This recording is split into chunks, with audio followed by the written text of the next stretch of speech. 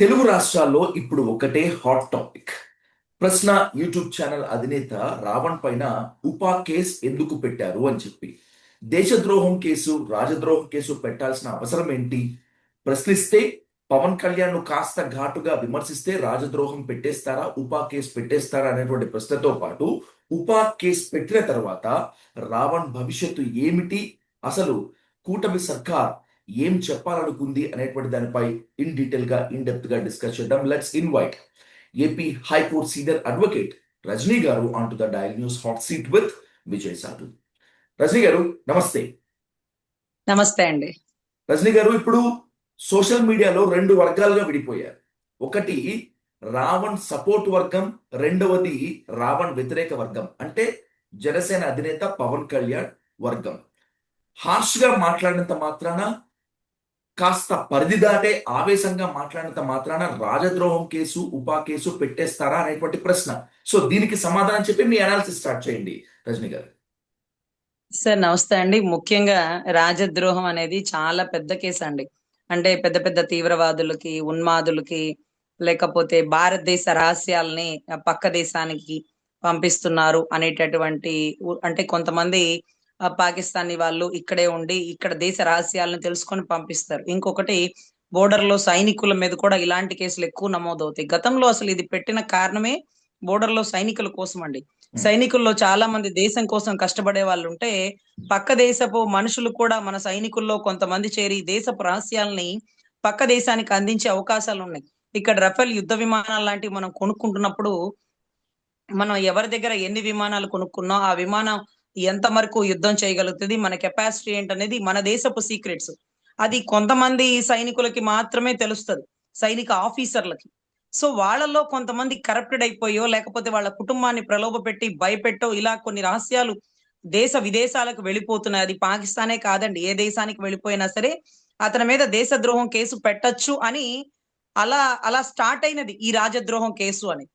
తర్వాత ఏమవుతుందంటే సైనికులే కాదు, కొంతమంది మనుషులని మనతో పాటు దేశంలో నివసింపే చేసేలాగా చేసి, అంటే ఎప్పటి నుంచో పాకిస్తానీ వాళ్ళు, ఆఫ్ఘనిస్తాన్ వాళ్ళు ఇక్కడ ఉండిపోయి వీళ్ళు కొన్ని కొన్ని ఏదైతే ఈగల్ టీము, తర్వాత స్పాటి కొన్ని టీమ్స్ ఉంటాయండి.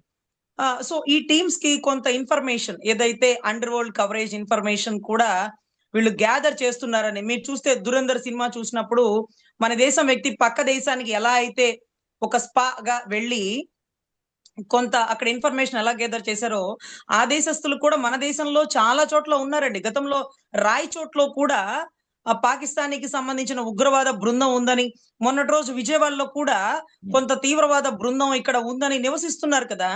ఇలాంటి వాళ్ళ మీద పెట్టదగినటువంటి సెక్షన్స్ సార్.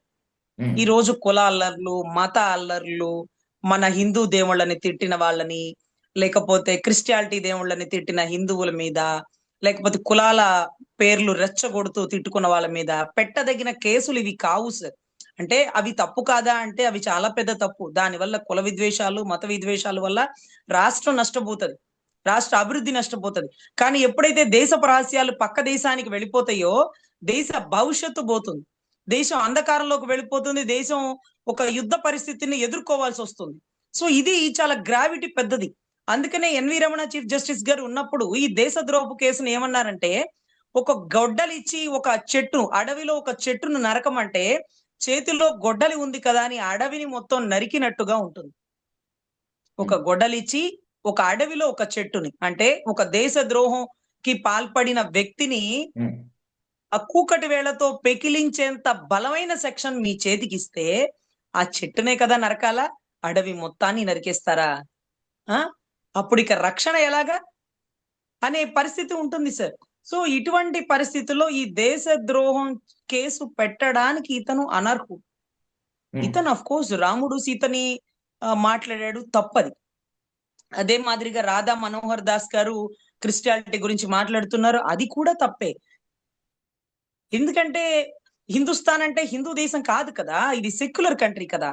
పాకిస్తాన్ అనుకోండి, హిందువుల గురించి మాట్లాడితే వాళ్ళు జైల్లో వేసేయచ్చు, ఎందుకంటే మేము ముస్లిం స్థాన్ అని పాకిస్తాన్ అని వాళ్ళు పెట్టుకున్నారు. కానీ మనం పేరుకి హిందుస్థానే కానీ సెక్యులర్ కంట్రీ అని మనం చెప్పుకున్నప్పుడు హిందూ గొప్ప, హిందూ మతం గొప్ప అని మనం ఎంత చెప్పుకోగలమో అంతే రకంగా ఈక్వల్ గా క్రైస్తవ మత ప్రచారం కూడా వాళ్ళకి చేసుకునే అధికారం ఉంది సెక్యులర్ కంట్రీలో. ఒక సిక్కులు సార్ చాలా తక్కువ తక్కువ మతస్థులు ఉంటారు. అంటే చాలా తక్కువ ప్రజలు ఉంటారు ఆ మతాన్ని నమ్మేవాళ్ళు.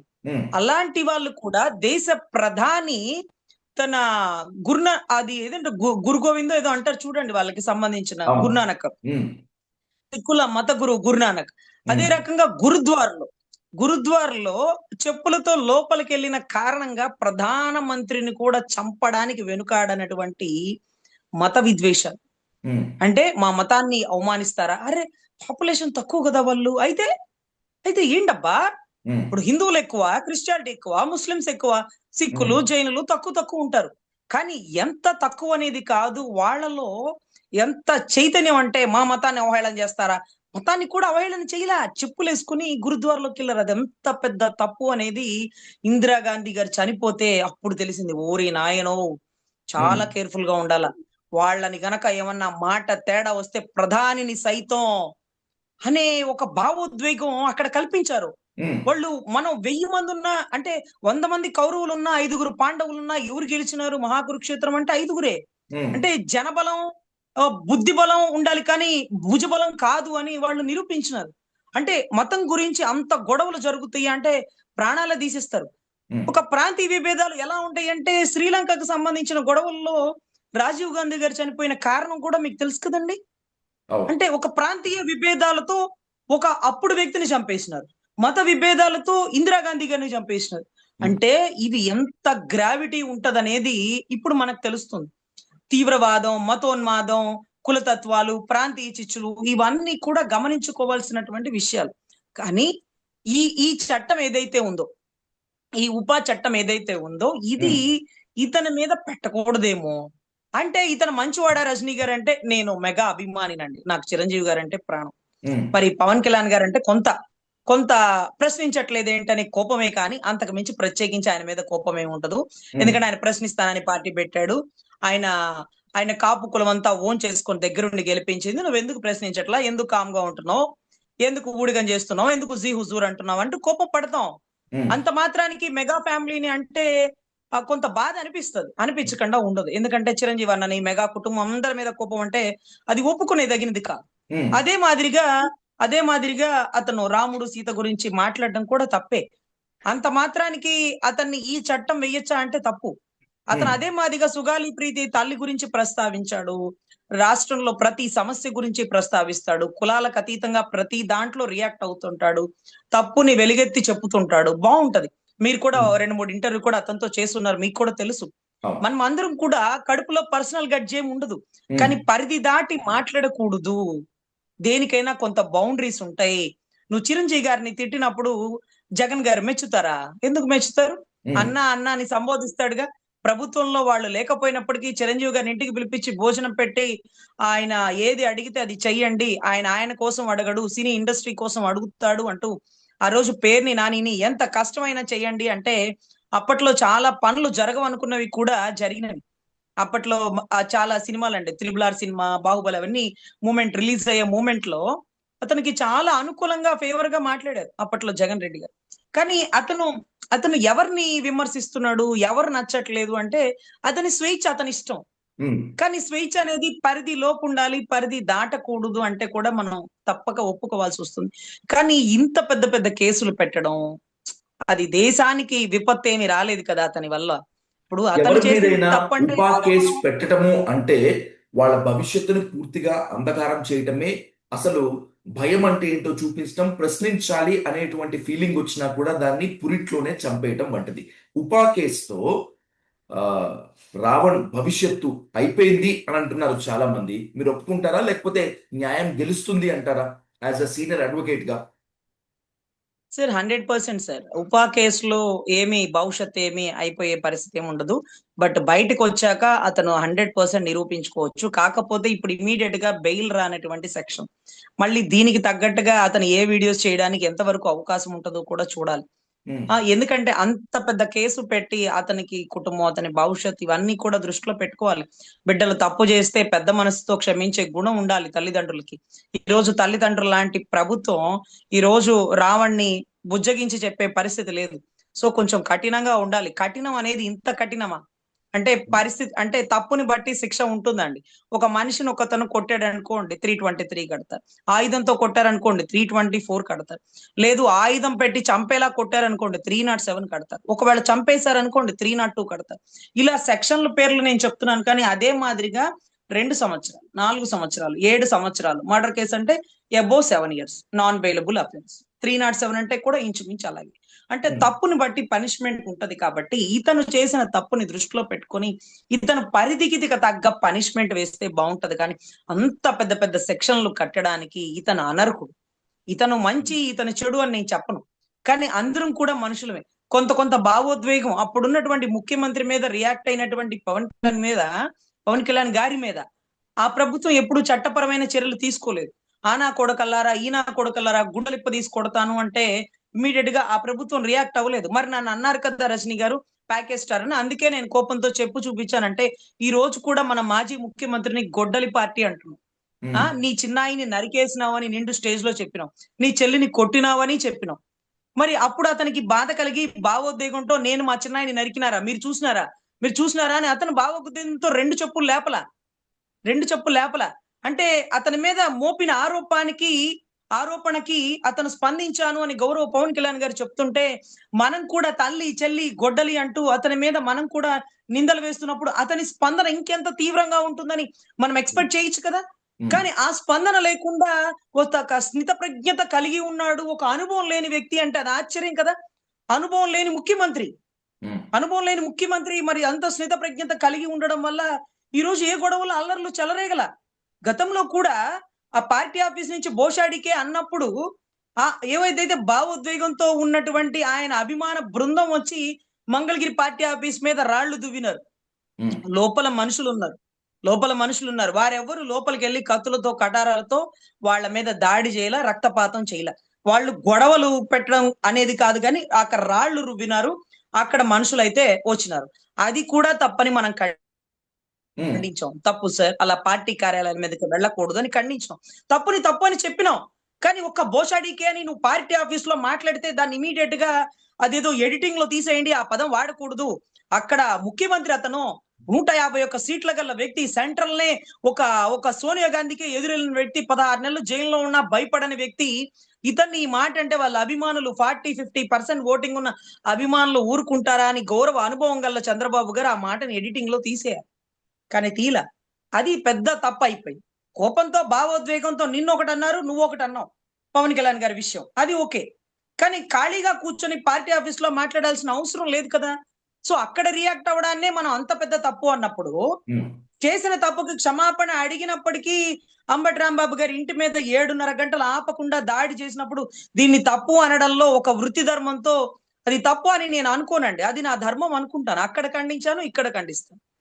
ఎక్కడైనా తప్పు జరిగినా ఖండిస్తాను. ఇప్పుడు రావణ్ణి సమర్థించను కానీ రావణ్ మీద ఇప్పుడు రావణ్ ఇప్పుడు ఉపా కేసు తప్పు, వరుస కేసులు తప్పు, వరుస అరెస్టులు తప్పు, ఇంతగా ఇబ్బంది పెట్టడం తప్పు అని చెప్పి ఎవరైనా మాట్లాడితే పవన్ హార్డ్ కోర్ ఫ్యాన్స్ నుంచి కొంతమంది పీపుల్ నుంచి వచ్చేటువంటి ప్రశ్న ఏంటంటే, అంటే మీరు బూతులు సమర్థించేస్తున్నారా, రావణ్ మాట్లాడినటువంటి భాషను మీరు సమర్థిస్తున్నారా అనేటువంటి వాళ్ళ తిరుగు క్వశ్చన్.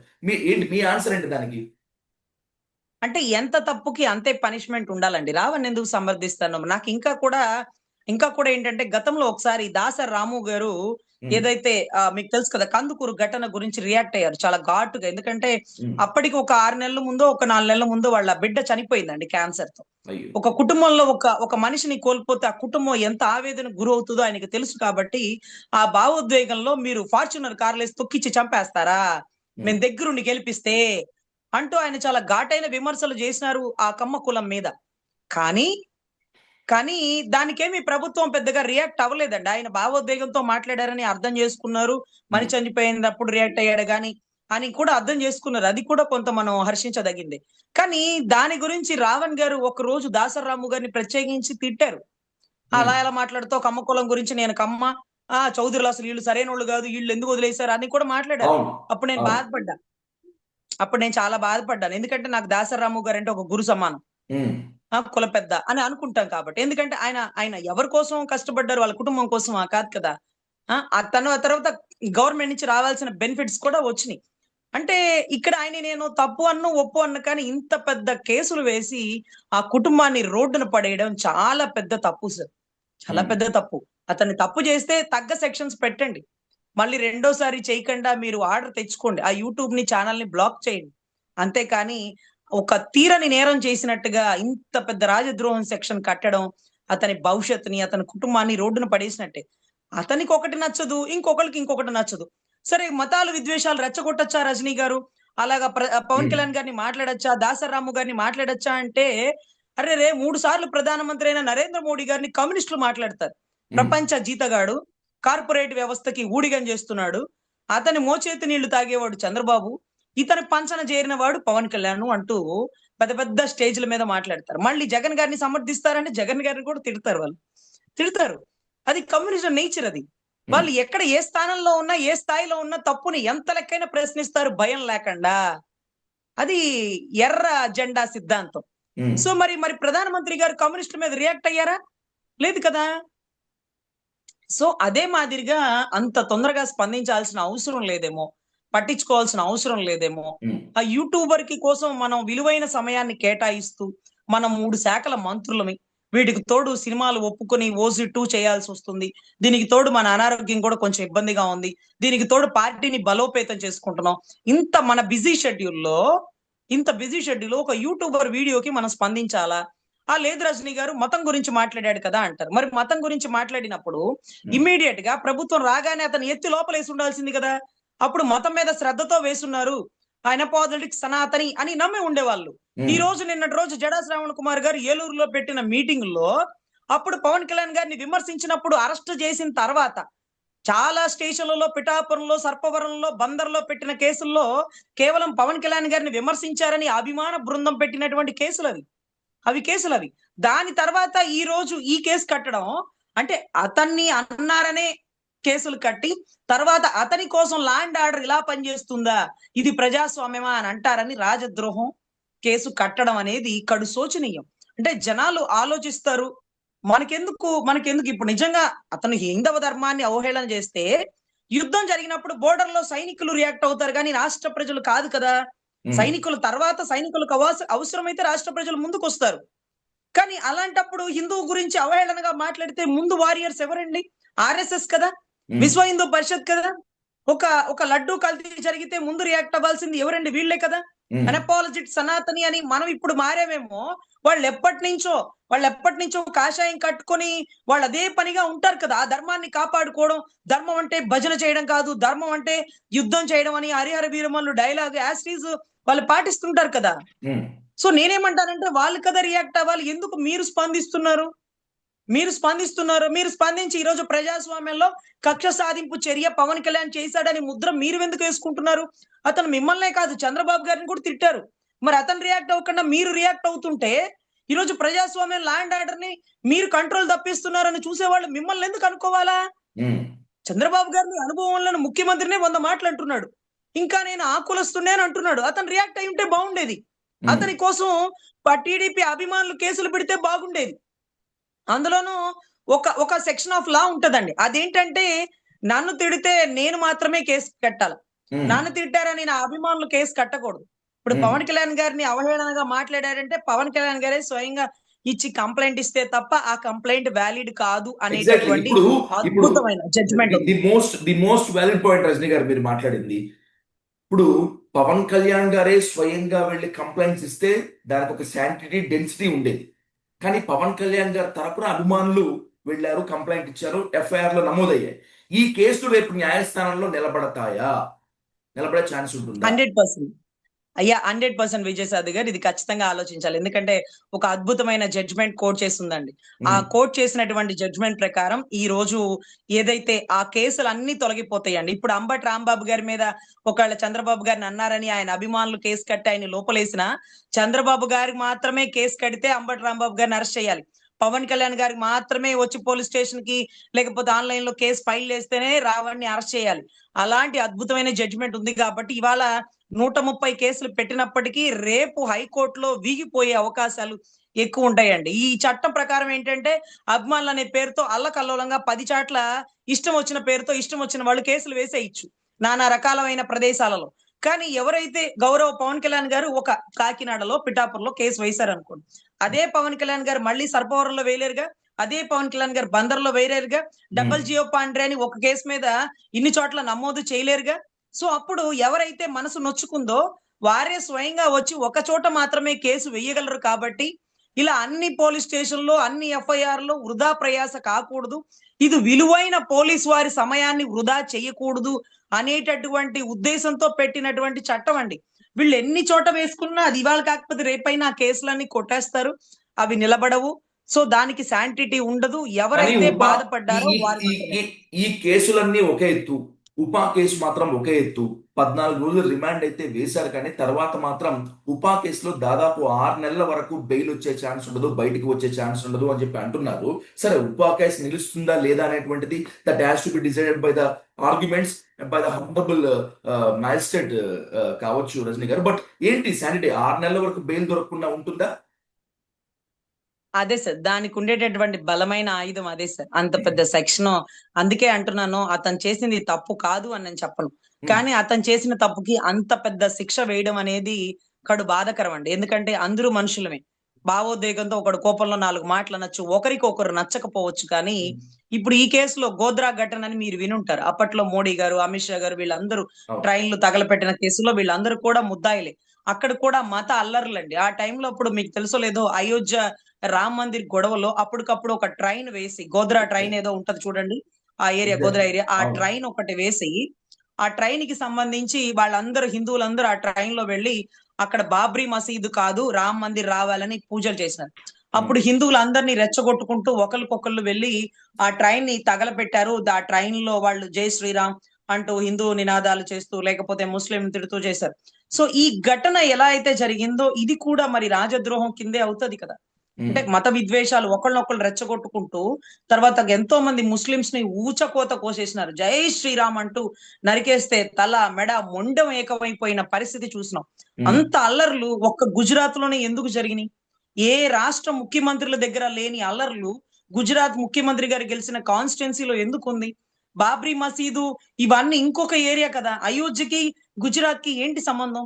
అక్కడెక్కడో అయోధ్య రామ మందిర్ వివాదం, ఇక్కడ గోద్రాలో ట్రైన్లు తగలపెట్టుకునే అల్లర్లేంటి? సో ఇక్కడ రాజద్రోహం కేసు అక్కడ రావణ్ మీద కడితే, రావణ్ నోటి మాటలే ట్రైన్లు తగలపెట్టడాలు, బస్సులు తగలపెట్టడాలు, హిందూ ముస్లింస్ కొట్టుకోవడాలు ఏమీ లేవు.